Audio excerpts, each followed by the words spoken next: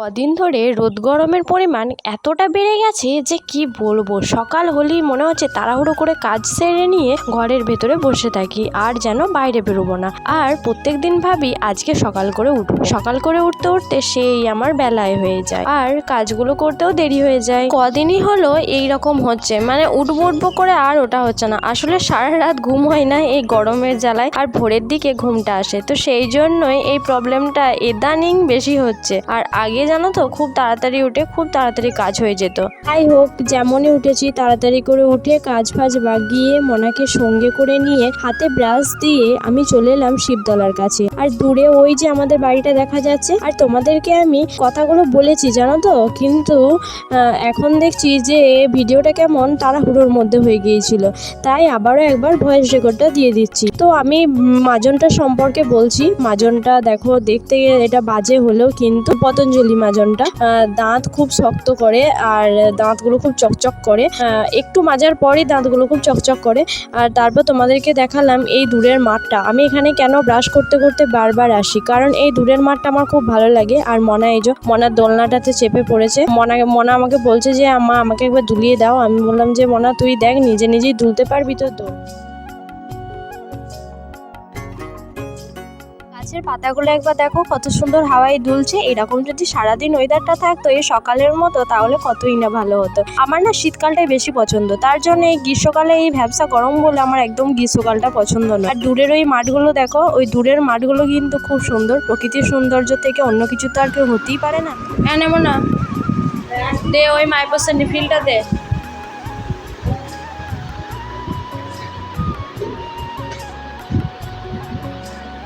এটা এঁটে দিই, সবটা খাবি?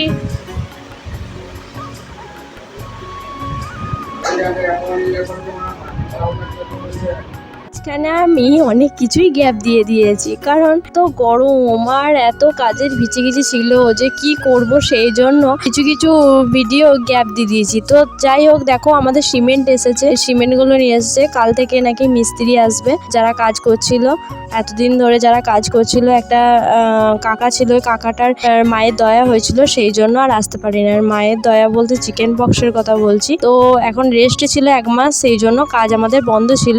আর তারপরে এই যে মিস্ত্রি এসেছে, এই সরি মিস্ত্রি নয়, এটা হচ্ছে সিমেন্টের লোক, সিমেন্ট দিতে এসেছে। আর সিমেন্টটা আমাদের এই শিবঘরের ভেতরেই রাখা হচ্ছে, কারণ আমাদের বাড়িতে যে এখন গোয়াল চালাটা করা হয়েছে, সেই গোয়াল চালার ভেতরে ঝড় জল হচ্ছে, তো তাই জন্য এখন গরু বাঁধা হচ্ছে গোয়াল চালাটার মধ্যে। তো সেই জন্য সিমেন্টগুলো যাতে গরুর পেচ্ছাপে ভিজে জমে না যায়, সেই জন্যই এই শিবঘরটাতেই এখন রাখা হচ্ছে। প্রথম থেকেই আমাদের তা বলতে ঘরে রাখার জায়গা নেই। একটা এই গোয়াল চালাটায় আমি রান্না করি, সেইখানটায় জায়গা আছে, কিন্তু ওখানে আবার ঝিটে ভিজে যায় জল ঝড় হলে। তো রোদ গরমের মধ্যে বড় মানুষরা দিয়ে কাজ করতে ভালো লাগছে না, বাইরে বেরোতে মন যাচ্ছে না। আর এদিকে আমার মেয়েকে দেখো, আমি এসেছি আমার সাথে সাথে চলে এসেছে, আর ওকে কোনো জামা পরাইনি। তার কারণ হচ্ছে খুব গরম না, তার জন্য ওকে জামা পরাইনি, ও ঘরের ভেতরেই ছিল। এই দেখেছে মা বাইরে বেরোচ্ছে, অমনি আমার পেছু পেছু চলে এসেছে। আর আমি এখন ছুটে ছুটে যাচ্ছি, কারণ তরকারিটা চাপিয়ে দিয়ে এসেছি, মনেই ছিল না। আর এসে দেখছি চুই চুই করে ধরে গেছে। কি করবো বলো, চলে গেছি ভুলো মনে দিয়ে। ভাগ্যিস অতটাও ধরেনি, একটুখানি ধরেছিল। এই ধরবো হয়েছে আর চলে এসেছে, চুই চুই করছে, শুনতে পেয়েছি চলে এসেছে। যাই হোক, একটু নাড়াচাড়া করে দেওয়ার পর কিন্তু একটু ঠিক হয়েছিল। তারপর একটু জল দিয়ে দিলাম। আর এই তরকারিটা হচ্ছে যে ডিম আলু দিয়ে ঝালদা করছি, তার জন্য ডিমগুলো ভেজে আগে থাকতে রেখে দিয়েছিলাম। এখন ডিমগুলো দিয়ে দিচ্ছি, ডিমগুলোর ভেতরে তো ঝোলটা ঢুকতে হবে, তাহলে তরকারিটা খেতে একদমই ভালো লাগবে না। সেই জন্য একটু বেশি করে জল দিয়ে ডিমগুলো একটু দিয়ে দিলাম, যাতে ডিমের ভেতরে তরকারির এই রসটা একটুখানি যাতে হলেও ঢোক। আর আজকে তরকারি করছি ডিম দিয়ে আলু দিয়ে ঝাল, এই যে এই তরকারিটা, আর বিড়ি কলাইয়ের ডাল, আর হচ্ছে পাকা আমের টক। রে বন্ধুরা, এত রোদ গরম দিয়েছে বাইরে, কি বলবো তোমাদের।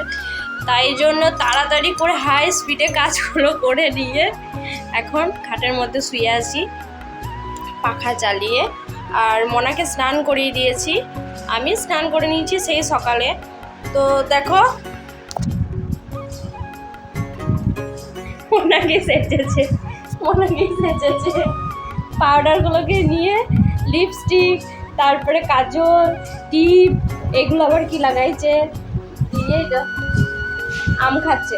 ওর তো খাওয়ার কোনো ছিঁড়ি নাই, আম খাচ্ছে।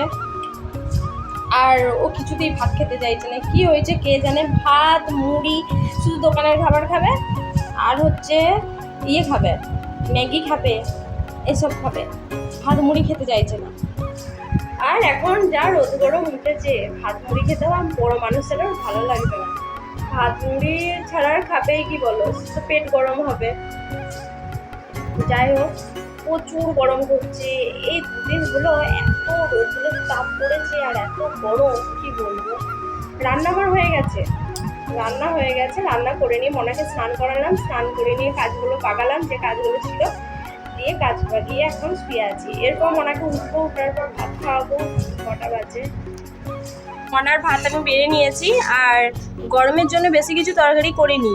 আজকে ডাল করেছি বিড়ি কলাইয়ের, এটা হচ্ছে পাকা আমের চাটনি, আর এটা হচ্ছে ডিম দিয়ে আলু দিয়ে ঝাল। তখন তো তোমরা দেখতে পেয়েছিলে, করেছিলাম। মনা কেমন লাগছে? ভাত খাবে তো? এত বদমাশ হয়েছে, ও কিছু খেতেই চায় না, ও সব ভাত খেয়ে নেবে। ও তো ভালো মেয়ে, দেখবে খাবো ভাতগুলো শেষ করে দিয়ে। ভাতটা খেয়ে নিয়ে যে সব আজকে আমার ভালো মেয়ে হয়ে গেছে, পচা বেচাটা।